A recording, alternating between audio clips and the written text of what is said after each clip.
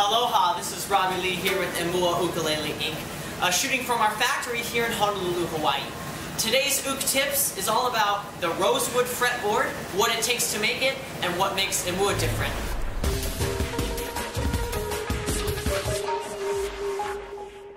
With more, here's our president, Jorma Winkler.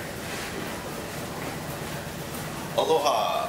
So, my background is wood, which is a good thing when it comes to sourcing quality tone woods around the world. You have to start with good wood to make a good instrument. That's true with any instrument. Violins, guitars, pianos, and ukulele. So, right now we're going to talk about mainly the fretboard, what wood it uses and where it comes from. So, mostly rosewood and ebony are the two most popular. You can use others, but that's the most popular. Rosewood is generally the most popular because it's the most available, more so than ebony. It's actually pretty fun when you get stuff in. It's kind of like Christmas, you know? You get a whole bunch of stuff in, it's like, woo! We can make more ukuleles now. So, but I thought it was real interesting how this came in burlap sacks.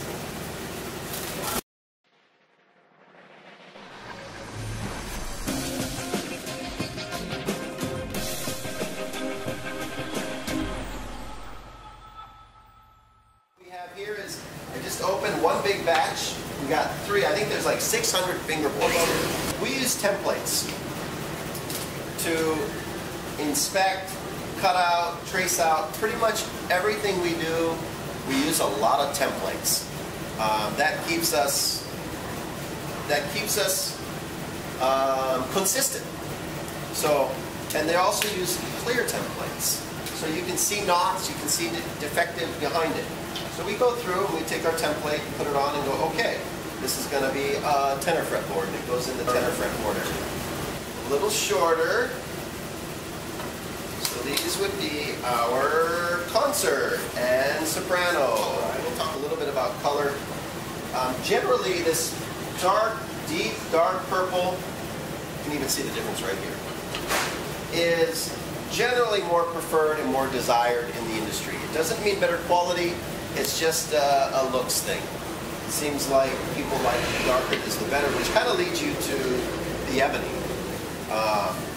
Black, the more pure it is, the higher grade ebony it is. This ebony, I believe, comes from Africa.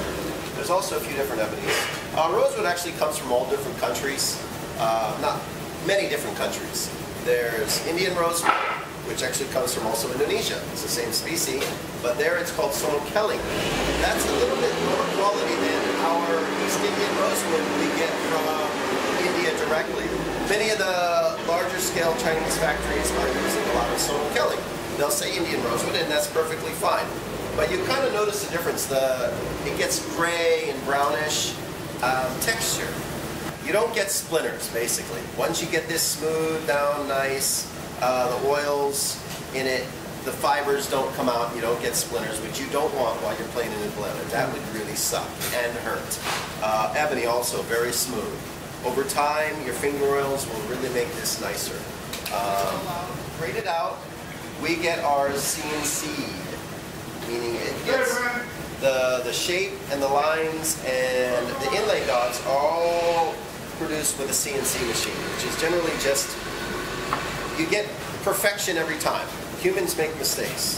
So we have all these, we spend a lot of time and money to program in the exact specifications for our ukuleles.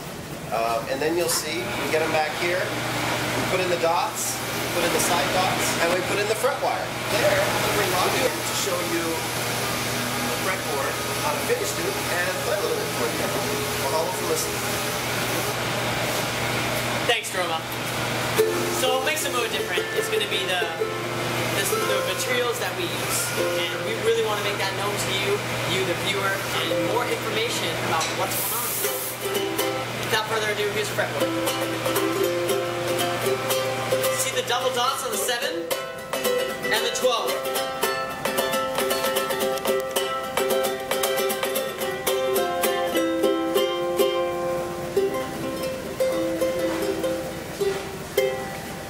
Mahalo for watching. Thanks. Leave a comment below if you have any more questions. Take care. Aloha.